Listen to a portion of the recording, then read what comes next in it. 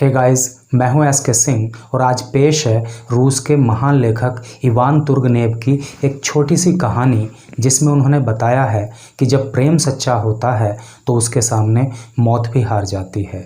भले ही ये कहानी रशियन लेखक ने लिखी है, लेकिन इस वीडियो के लास्ट में हम इस कहानी की सार्थकता को इंडियन रेफरेंस, भारतीय संदर्भ में भी सही साबित करके दिखाएंगे। इसलिए आप इस छोटी सी वीडियो को लास्ट तक जरूर देखना। इवान तुर्गनेव लिखते हैं कि एक बार मैं जंगल के रास्ते से होकर गुजर रहा था और मेरा पालतू कुत्ता अर्थात मेरा डॉगी भी मेरे साथ साथ चल रहा था।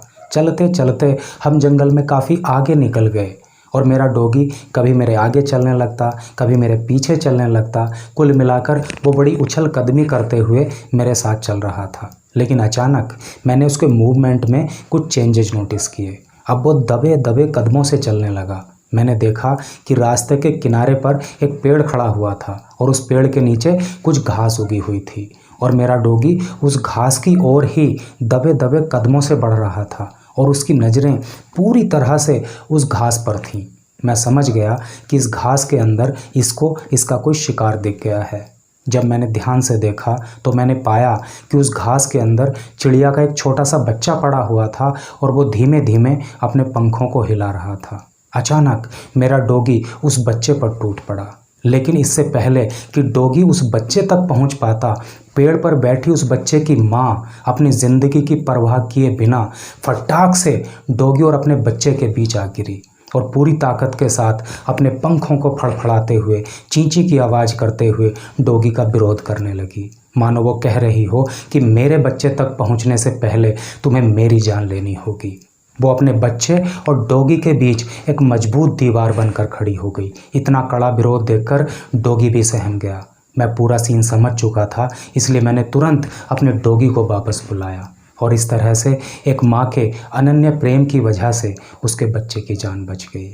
ये कहानी सिर्फ पशु पक्षियों और जानवरों पर ही सच्ची साबित नहीं होती, बल्कि मनुष्यों के साथ भी ऐसा होता है, इंसानों के साथ भी ऐसा होता है। अगर हम इंडियन रेफरेंस में बात करें तो जब मीरा ने श्री कृष्ण से अनन्य प्रेम किया तो उसको विष पिलाया गया, लेकिन वो जहर भी उसकी जान नहीं ले सका।